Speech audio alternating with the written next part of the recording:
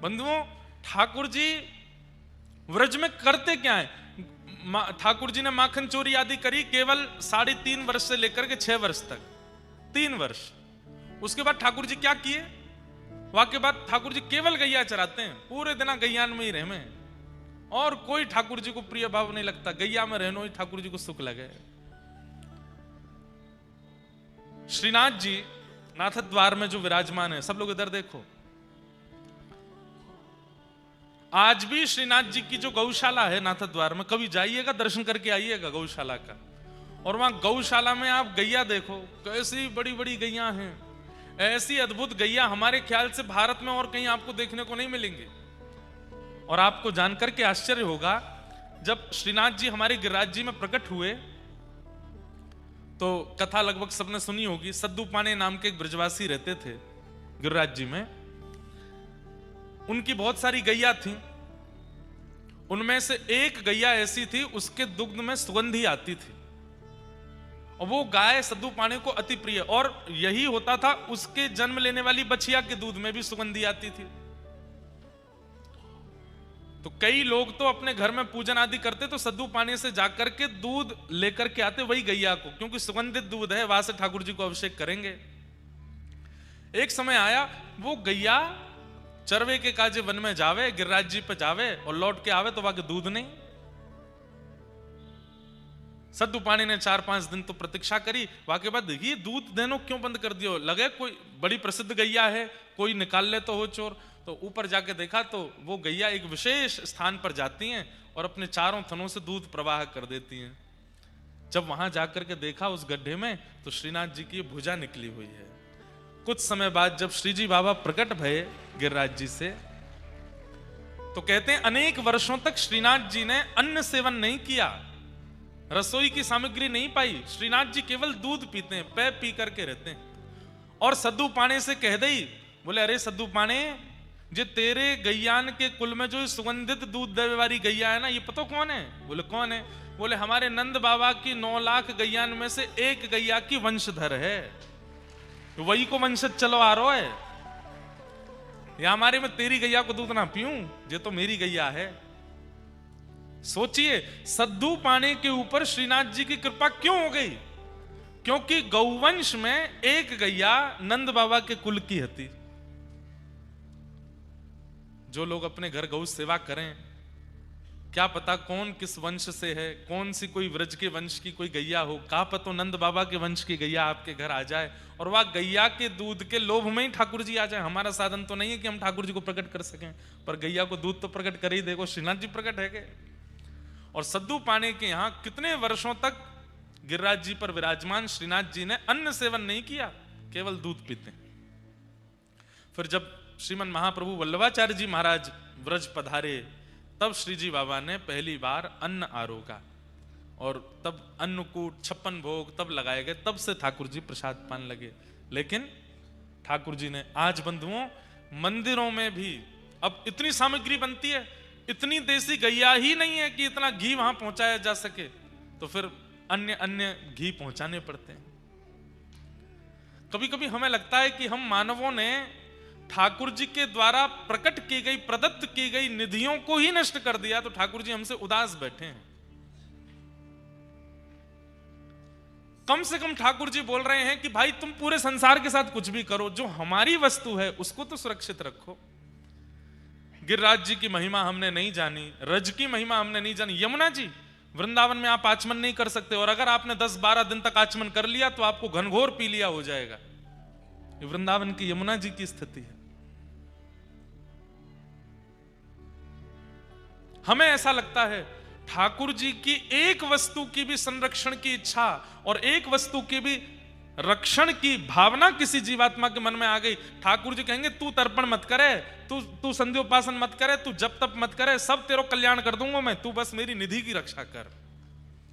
गौ सेवा करने वाले गौ रक्षकों को, गौ सेवकों को पिंडदान आदि करने की वो तो विधि है, करना ही चाहिए, विधि से तो करो। पर हमें ऐसा लगता है कि जब वो गौ रक्षा गौ सेवा का संकल्प लेते हैं ना, ठाकुर जी कहें तेरे सबरे पितृ मुक्त है गए, तेरे आगे आने वाली सबरी पीढ़ी मुक्त है गई, और तू तो मुक्त है ही गए हो, क्योंकि तेने मेरी निधि की रक्षा करी है। आज गोपाष्टमी है, आज गैया का प्राकट्य हुआ ठाकुर जी से, और गैया से प्रकट हुआ गोलोक धाम, जो कि ठाकुर जी का नित्य धाम है। जैसे वैकुंठ, साकेत और गोलोक, गोलोक का प्रादुर्भाव कहां से हुआ?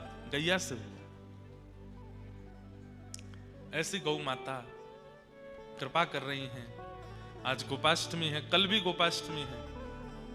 ठाकुर जी का मधुर श्रृंगार करो, गैया की जाकर के सेवा करो, खूब आरती करो, वंदन करो, और बंधुओं गैया में ही गोपाल जी देखो, और उसी भावना से गैया की सेवा में लग जाओ।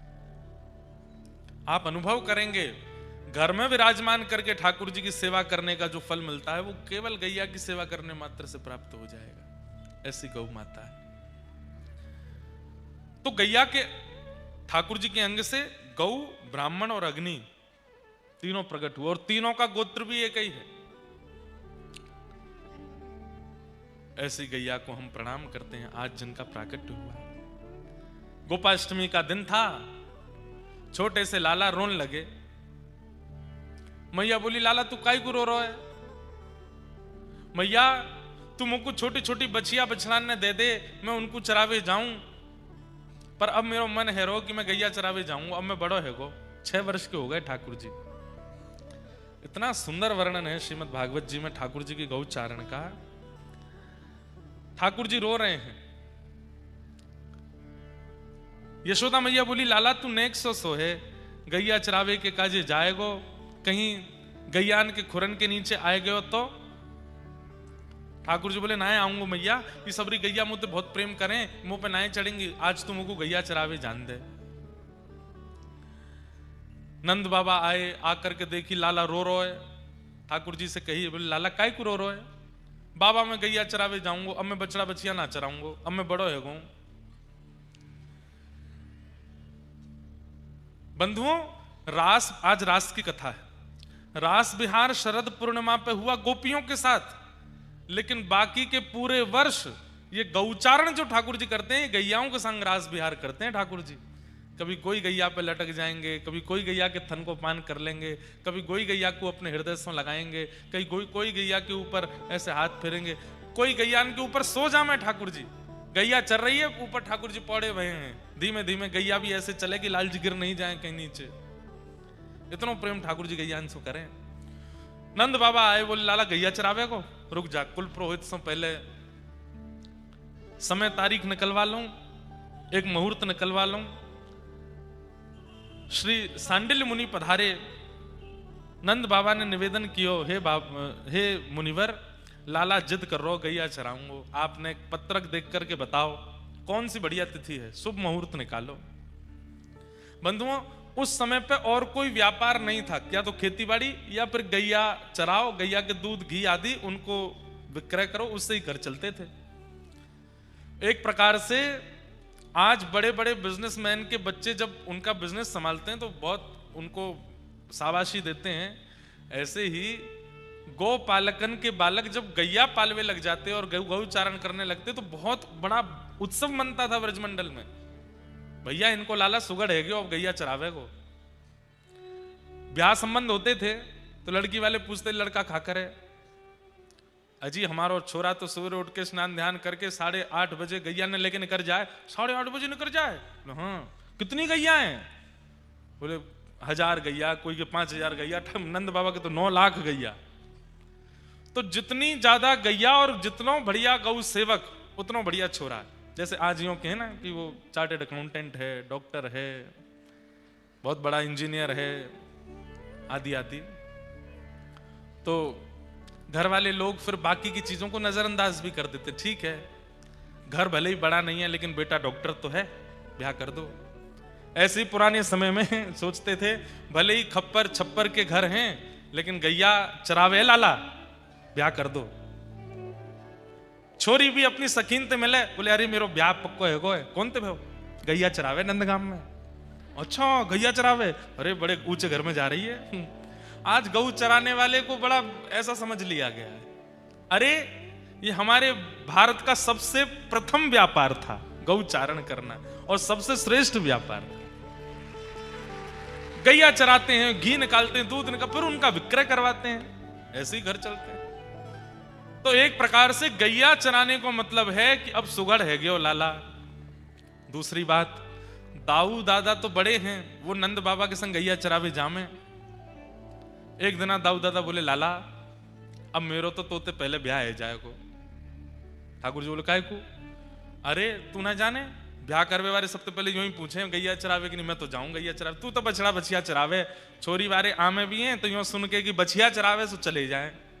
वही रात ठाकुर जी रोए, बोले मैं गैया चराऊंगा अब। क्यों? मेरो ब्याह होएगा तब। भाई दूसरे दिन सांडिल्य मुनि पधारे। नंद बाबा बोले, आप पत्रक देख के बताओ, शुभ मुहूर्त निकालो, लाला गैया चरावे को।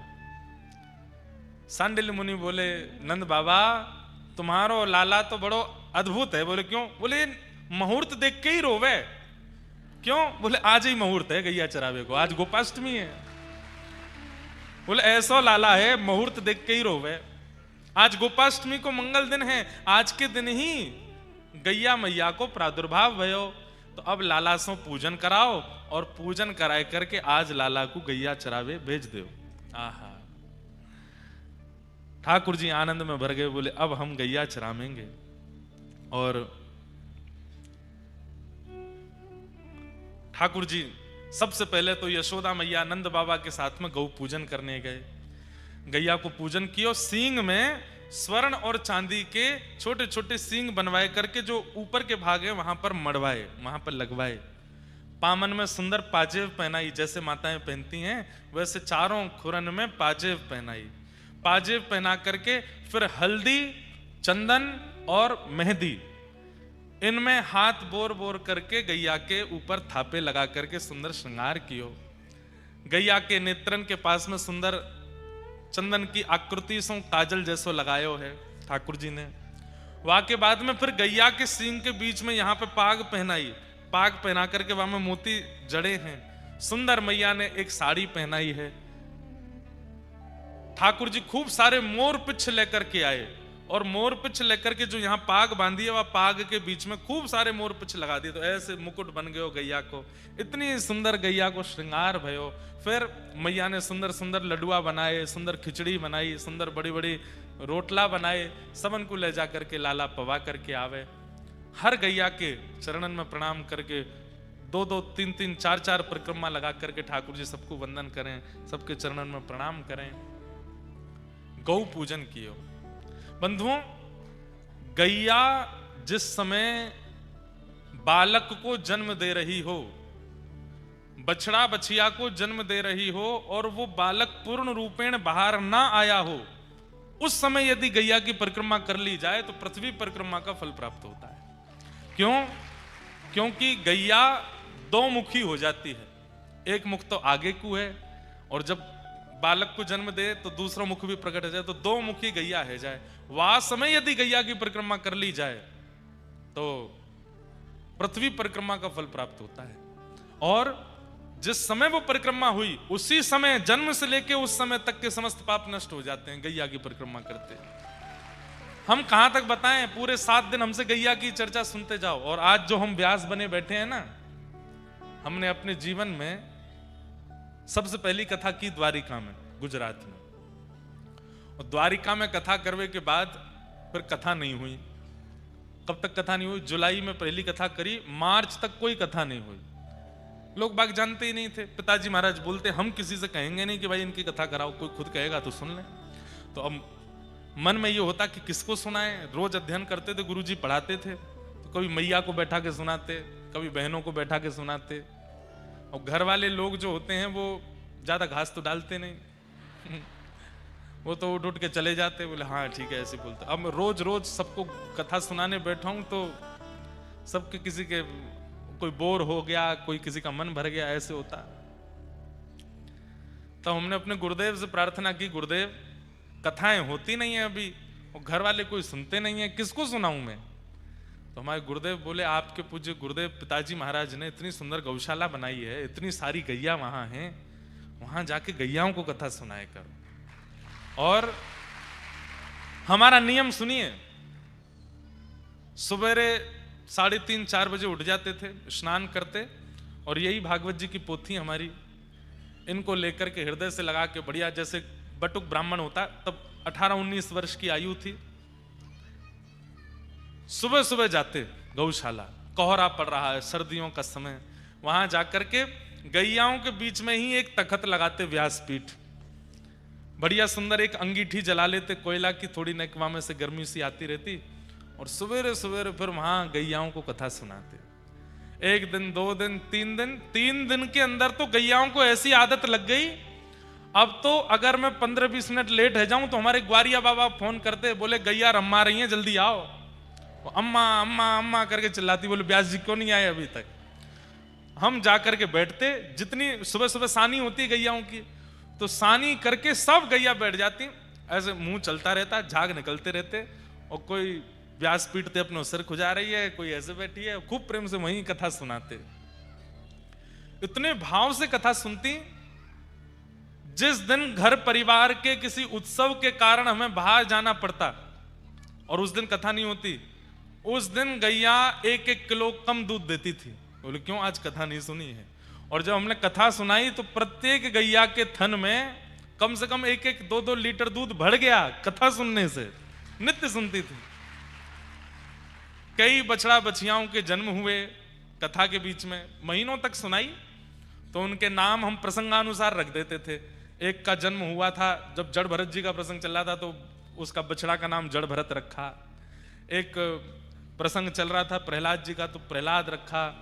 गोपियों के प्रसंग चल रहे थे तो फिर गोपी एक गैया को नाम धरो। एक श्री जी के प्रसंग में प्रकट भई तो वह को नाम श्री प्रदा रखो।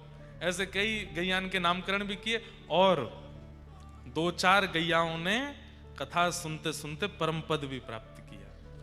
एक गैया हमारी बड़ी वयोवृद्ध गैया, बहुत बूढ़ी है गई, और वो ही पूरी कथा सुनती सामने बैठ के। मैं वही के सामने ही मंच लगाता, क्योंकि वो हिलती डुलती ज्यादा थी नहीं, बैठी बैठी वहीं चारा पा लेती थी। तो पूरी कथा लगभग 15 दिन की कथा करी। 15 दिन में एक आवृत्ति होती थी, 7 दिन की कथा 15 दिन तक करते थे। तो 15 दिन की आवृत्ति पूरी हुई। नाम संकीर्तनम यस्य सर्व पाप प्रणाशनो प्रणामो, अंतिम श्लोक भागवत जी का बोला। उसके बाद हम व्यासपीठ से उठे, गैया मैया को प्रणाम किया, बस घर के लिए निकले। ग्वारिया बाबा आए, बोले कि महाराज जी वो बूढ़ी वारी गैया मैया तो पधार गई। कथा सुनते सुनते परम पद भी हुआ। कई गैया गोपी गीत जब गाते तो नेत्रों से अश्रु प्रवाह होने लगते। कितना कुछ अनुभव आज उन्हीं गैयाओं की कृपा है कि इतने सब जनमानस कथा सुन रहे हैं। इसलिए भैया हमारी आपसे हाथ जोड़ के करबद्ध प्रार्थना है, वैदिक ज्ञान, सामाजिक ज्ञान, मानवीय ज्ञान कथा में हमको सुनाना पड़ेगा, तब आपको प्राप्त होगा। पर निर्वैर भाव से, स्वच्छंद भाव से और भगवत भाव से आप गौ सेवा करने लगो, अपने आप समस्त ज्ञान आपके अंदर आने लग जाएगा। इसीलिए वो गौ है। गौ मतलब ज्ञान, गौ ज्ञान को कहते हैं। भागवत जी में जो प्रथम दिन महात्मा में कथा थी गोकर्ण, वो कहां प्रकट हुए थे? गैया से तो प्रकट हुए। कितनी महिमा बताएं गैया की। आज ठाकुर जी तैयार भये, सुंदर गौपाग पहनी, अपने लोमना बांधे कमर पे, लोमना बांधे गले पे, और वर्णन कर रहे हैं श्री शुकाचार्य जी महाराज। तम गोरजच्छुरित कुंतल बद्धवरः वन्य प्रसून रुचिरे क्षण चारुहासम वेणुम क्वणंत मनुगैरनुगीत कीर्ति गोप्योद्रदीक्षितदृशो भगमन समेता। बंधुओं, गोपियां कह रही हैं आगे प्रसंग में, बोले मोर मुकुट वंशीधारी देखे, त्रिभंग लली श्याम सुंदर देखे, माखन चोर कन्हैया देखे, लेकिन जाने गौचारण करने वाले कृष्ण नहीं देखे। माने कुछ नहीं देखा अपने जीवन में। कैसा स्वरूप है? बोले गैया के गोबर और रज में लती भई रस्सी ठाकुर जी ने अपने सिर पर बांधी है, वहां में ते रज गिर रही है। तम गो रजत छुरित कुंतल वद्दवर, ठाकुर जी के प्रश्वेत के बिंदु, छोटे छोटे पसीना आ गए हैं। गैया की सेवा पूजा करके गऊ चरावे जा रहे हैं तो नेक नेक पसीना आ गए हैं। अब उन पसीना में क्या है, तो बोले 9 लाख गैया जब चल रही हैं और सब इतनी उत्साह में हम ठाकुर जी के बगल में आएंगे, हम ठाकुर जी के बगल में आएंगी, तो उन सबन की रज जो उड़ रही है वो ठाकुर जी से सर्वांगीण अंग को स्पर्श करके जहां जहां प्रश्वेत हैं वहां वहां पर जैसे मानो चंदन की बिंदिया लगा लें, ऐसे ठाकुर जी के सुंदर सुंदर यहाँ पर कपोल पर पत्रावली को श्रृंगार है गयो है। बंधुओं, वृंदावन में जब तक ठाकुर जी रहे सीधे खड़े नहीं हुए, न्यों ही रहे टेढ़े। क्यों?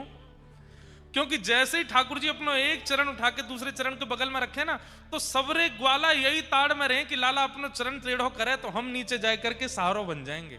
ठाकुर जी ऐसे आ जाए और यहां कोई ग्वाला आ जाए, बाप ऐसे टेक धल लें, परंतु ग्वालान को गैया आने ही ना दे, बात पहले गैया आ जाए और गैया आकर के अपनो ये एक छवि आप लोग देखते हैं, उसमें पीछे गैया और आगे ठाकुर जी हैं। वो वास्तव में पीछे नहीं है गैया, ठाकुर जी को बगल में ऐसे टेक लगा के ठाकुर जी वंशी बजाते हैं गैया के ऊपर।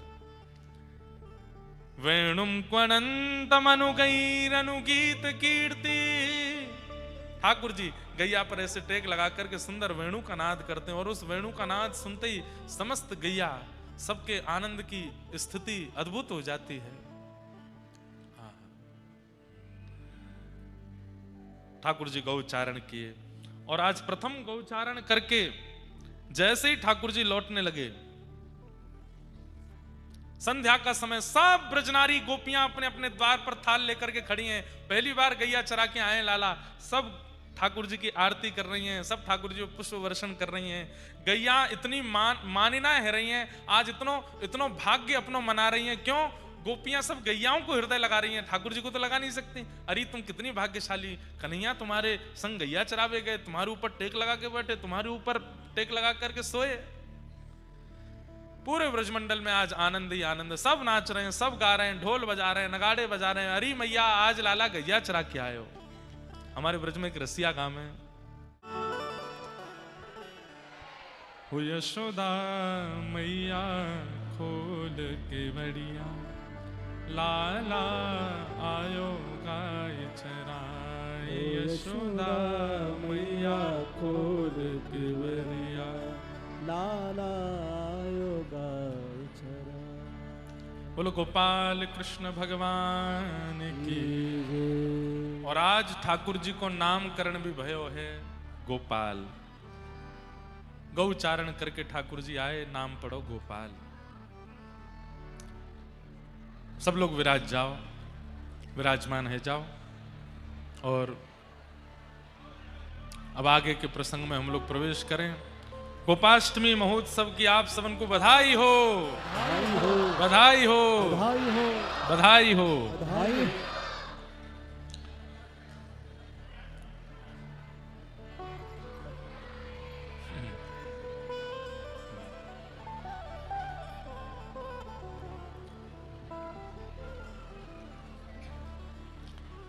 ठाकुर जी सब ब्रजवासिन को लेकर के गोवर्धन गए और वहां श्री गिरिराज जी को मधुर पूजन करायो है।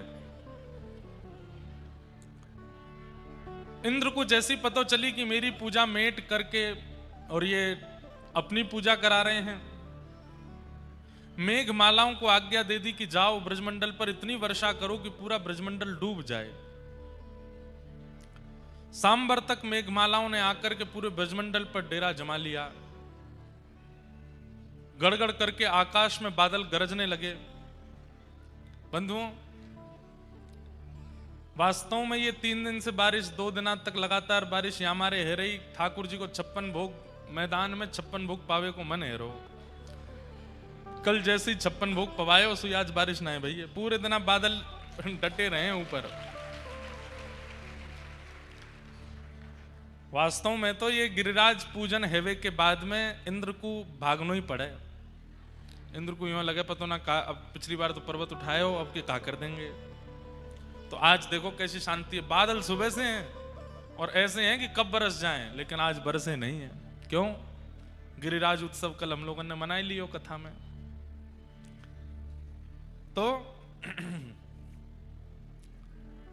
सब ब्रजवासिन के संग ठाकुर जी पूजन कर रहे, तभी आकाश में बादल गरजने लगे थोड़ी थोड़ी गर्जनाहट सुनकर के ब्रजवासी बोले, लाला हमें तो ऐसा लगे इंद्र नाराज है रो दिखे। देखियो असमय के बादल, कार्तिक में कौन से बादल गरजे? ठाकुर जी बोले, जिनकी शरण में आए हो उनसे प्रार्थना करो, वो सब रक्षा करेंगे। 56 भोग पधराए, और जैसे ही 56 भोग पधराए महाराज, 4 भुजा वारे श्री गोवर्धन नाथ प्रकट है गए। सब ब्रजवासी ने की, लाला प्रथम पूजा तुम ही करो। ठाकुर जी, कितनी सुंदर लीला है। यह लीला सब करत कन्हाई, यह लीला सब करत कन्हाई। ठाकुर जी स्वयं गिरिराज जी को पूजन करवे गए हैं। आप ही पूजे आप पुजावे। गिरिराज बाबा कौन है? स्वयं ठाकुर जी। ठाकुर जी ने जाकर के गिरिराज पूजन कियो। गिरिराज पूजन करवे के बाद जैसे ही 56 भोग पधरान लगे,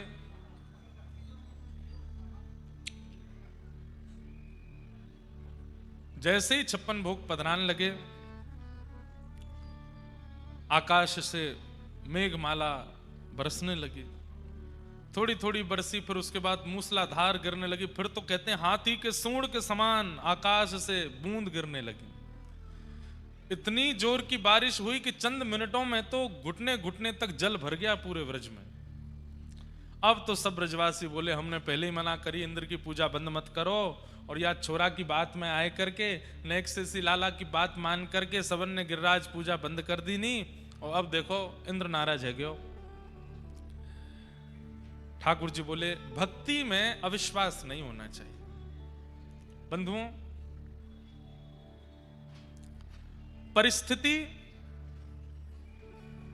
हमारे प्रारब्ध के कारण प्रकट होती है। बोलो गैया मैया की जय। सब लोग प्रणाम कर लो बस। मारो मत भैया, ऐसे ही ले जाओ, गोदी में उठा लो, नेक्स्ट सी तो है।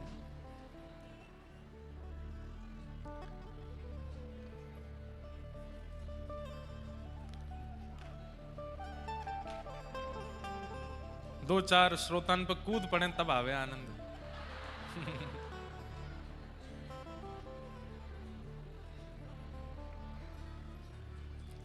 तो ध्यान से सुनो। जिस प्रकार बिना आत्मा के शरीर जाता है, ऐसे ही बिना भक्ति के, बिना विश्वास के भक्ति भी निर्जीव है। भक्ति में विश्वास आवश्यक है, चाहे जैसी परिस्थिति हो जाए जीवन की। ठाकुर जी के प्रति विश्वास डगमगाना नहीं चाहिए, क्योंकि हमारी परिस्थिति हमारे प्रारब्धों से प्रकट होती है।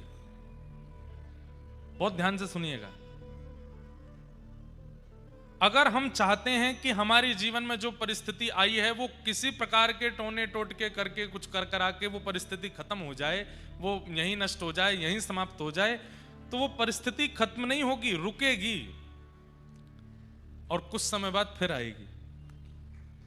इसलिए जब परिस्थिति सन्मुख आवे, आप केवल भगवान नाम मुख से उच्चारण कीजिए और सद्भाव करके जीते रहिए। जितनी आनी होगी उसको सह लीजिए, नाम मत छोड़िए ठाकुर जी का। पर कई लोग बड़े कार्यों में लग जाते हैं, ये करवा दो, वो कर दो, ऐसा कर दो, वहां पे ये करवा दो, उससे ये हो जाए। परिस्थिति से भागना कहते हैं इसको।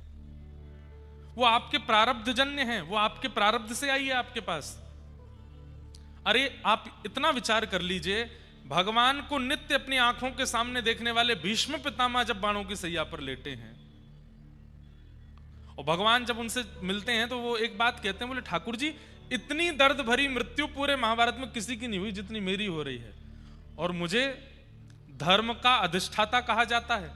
सारे कौरव पांडव दंडवत करते हैं, कहां तक कहें देवता भी मुझे प्रणाम करते हैं, और मेरी ऐसी दर्द भरी मृत्यु क्यों? रोम रोम में बाण लगे हैं क्यों?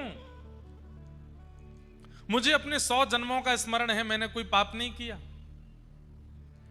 सोचिए, पूर्व 100 जन्मों में भीष्म पितामह ने कोई पाप नहीं किया और ये उनको स्मृति है, फिर भी इतनी दर्द भरी मृत्यु। मेरे कौन से किस कर्म का फल मुझको मिला है? ठाकुर जी कहते हैं भीष्म पितामह एक बात बहुत ध्यान से सुनना, क्या कब कौन से कर्म का फल व्यक्ति भोग रहा है ये वो नहीं जानता। कौन से जन्म में किस क्रिया में उसने क्या किया और वो कब कहां जाकर के भोगता है, इसका कोई नियोजन नहीं है।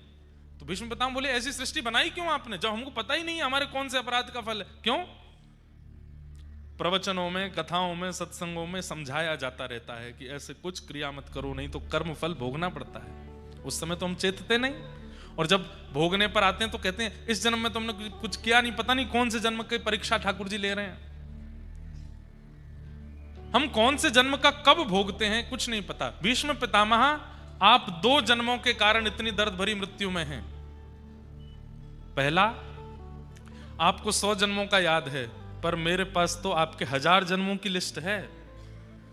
100 जन्मों से पूर्व 101वें जन्म में आप एक राजकुमार थे, और तब आप वन में जाकर के और छोटे छोटे निर्जीवों को, छोटे छोटे जीवों को, जो कुछ कह नहीं सकते, निर्दोष जीवों को पकड़ करके उनमें सुई चुबोया करते थे। और वो जब तड़पते थे तब आपको बहुत आनंद आता था, आप हंसते थे, ताली बजाते थे।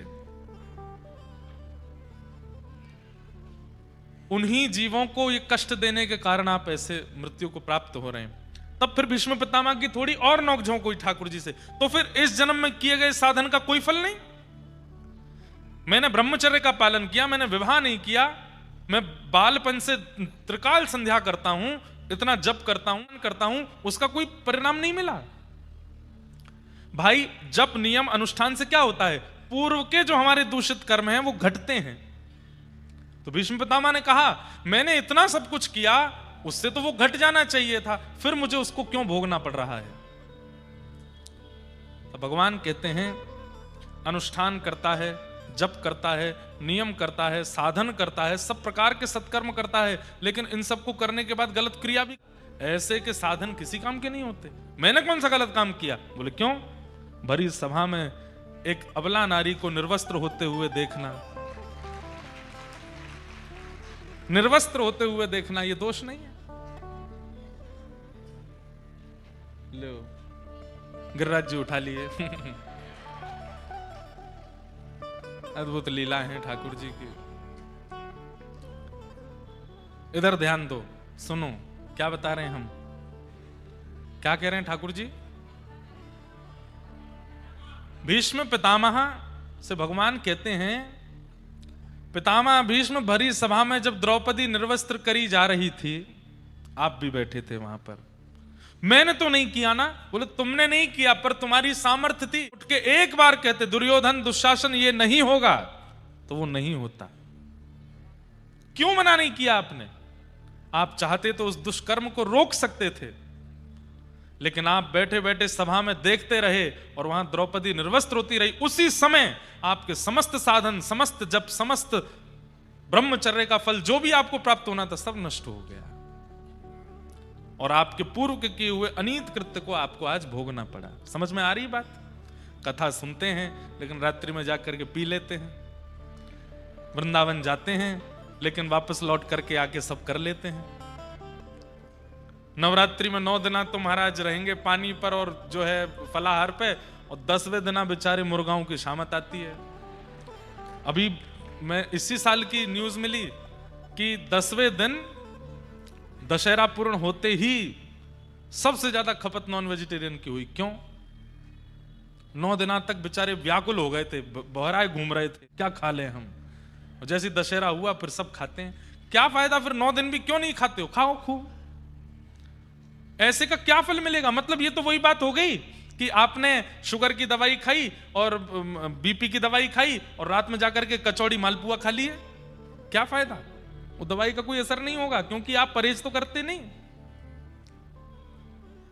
ठीक वैसे ही बंधुओं, अगर आप साधन करते हैं, अनुष्ठान करते हैं, जप करते हैं, कथा सुनते हैं, मंगलवार को मंदिर जाते हैं। कल मैं हनुमान जी के दर्शन करने गया, हमारे श्री कोटा में विराजमान, दे सबको पता है नाम, तो कल वहां दर्शन करने के लिए गए। क्या अद्भुत हनुमान जी, हमने तो बड़े हनुमान जी के दर्शन किए हैं, पर अद्भुत हनुमान जियों में एक हनुमान जी के कोटा में दर्शन हुए, जहां देखते ही ऐसा लगने लगे कि साक्षात हनुमान जी खड़े हैं।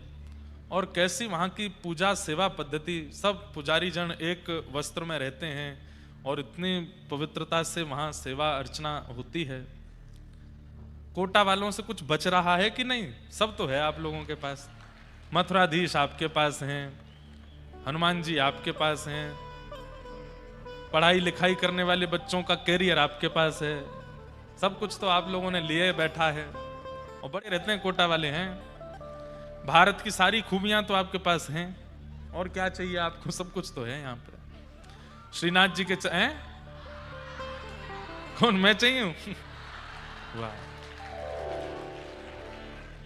आ जाएंगे हम, दोबारा आएंगे, जल्दी आएंगे। हमारे मथुराधीश बैठे हैं, मथुरा के लाला बैठे हैं, उनकी खूब सेवा करो। चरण चौकी श्री श्रीनाथ जी की विराजमान है। अभी देखो आगे का तो मुझे अभी कुछ पता ऐसा ज्यादा है नहीं कि कोटा हम कब आएंगे, पर कोटा के पास में जहां श्रीनाथ जी की चरण चौकी है, वहीं आगे एक गांव में एक विशाल भागवत कथा 2027 में होने वाली है, उसमें हम आएंगे।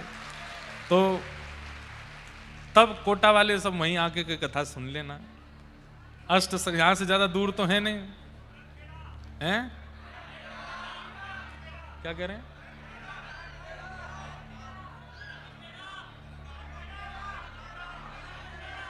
अरे मुंह समझ में ना रही, बैठ जाओ। हाँ ठीक है, हम समझ गए, बैठ जाओ, कथा सुन लो। हाँ हाँ, बिहारी जी भी हैं? अरे वाह भैया, चलो भैया, सब है आपके पास। तो फिर हम चले जाते हैं कल, फिर आनंद करो, धुआंधार। आएंगे जल्दी, कोटा में फिर से आएंगे, आप सबके बीच फिर से कथा सुनाने का अवसर मिलेगा। तो हम जो बात बता रहे हैं वो सुनिए। साधन सब करते हैं, पर कई लोगों को ऐसा लगता है अब साधन हो गया, अब पवित्र हो गए, अब कर लो सब गलत काम। नहीं, आप एक बार साधन में जाते हैं, उसके बाद यदि आप दूषित क्रिया की ओर प्रविष्ट होते हैं तो उस साधन से मिलने वाले समस्त फल, और साधन का फल क्या मिलता है? फल बाद में मिलने शुरू होते हैं। पहले तो साधन आपके पूर्व के किए हुए कृत्यों को नष्ट करता है। आज आप अनुष्ठान कर रहे हैं, जप कर रहे हैं, हनुमान जी का व्रत कर रहे हैं, मंगलवार पे चोला चढ़ा रहे हैं, देवी की अनुष्ठान कर रहे हैं, गौ पूजन कर रहे हैं, तो इन सब से पहले क्या होगा? पहले तो पूर्व में जो आपके संचित कर्म हैं वो नष्ट होंगे, और जिस दिन वो शून्य हो जाएंगे उस दिन के बाद आपको फल मिलना शुरू होगा। एक पूरा जीवन भी निकाल देंगे तो भी संचित कर्म नष्ट नहीं हो सकते। हम कैसे मान लेते हैं कि 9 दिन के अनुष्ठान में हम पूर्ण पवित्र हो गए, अब कुछ भी खाओ, कुछ भी पियो, कुछ भी करो? नहीं, आपका हर दिन नवरात्रि हो, हर दिन जन्माष्टमी हो, हर दिन रामनवमी हो, बड़े बड़े स्लोगन्स डालते हैं, माताओं की पूजा करते हैं, देवी पूजन, मातृ पूजन, कन्या पूजन केवल 9 ही दिन क्यों होता है? हर दिन हो तो हमारे भारत में कभी भी कोई कुदृष्टि नहीं रखेगा। जो पुरुषों में स्त्रियों के प्रति कुदृष्टि आई है वो क्यों आई है?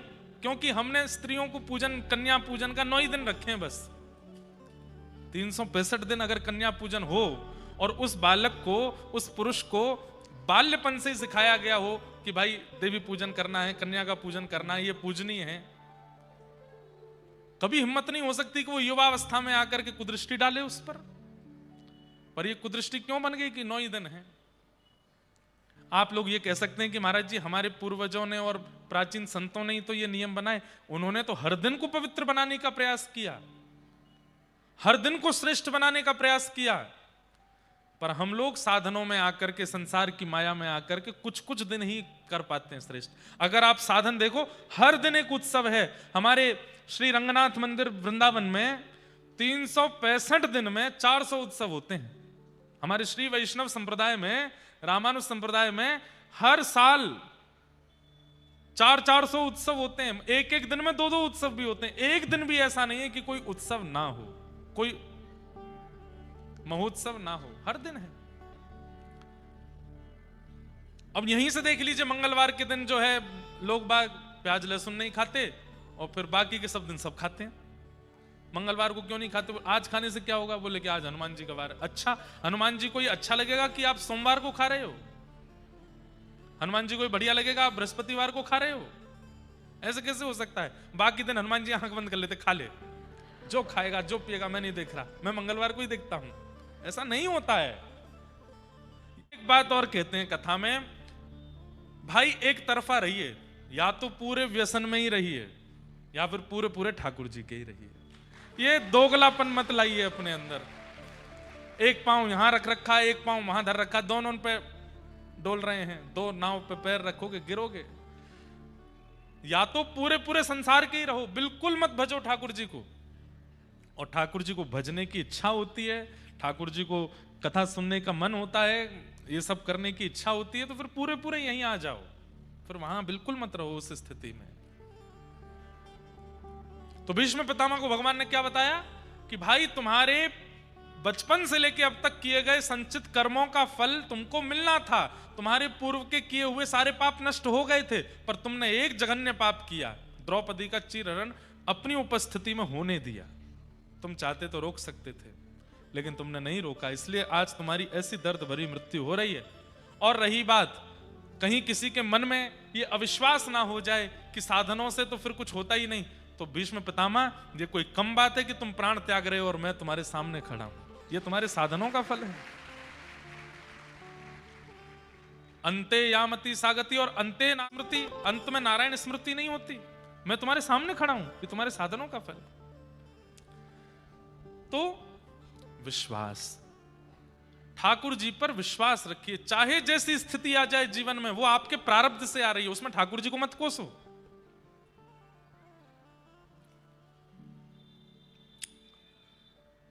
भगवान सब ब्रजवासियों को समझा में, लेकिन ब्रजवासी माने नहीं।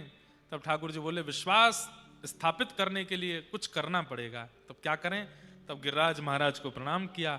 एक तरफ से श्री गिरिराज जी को अधर करके 7 बरस के लाला भीतर प्रवेश कर गए और 7 कोस लंबे चौड़े गिरिराज पर्वत को अपनी बाम हस्त की कन्नी उंगली के नख पर धारण कर लिया।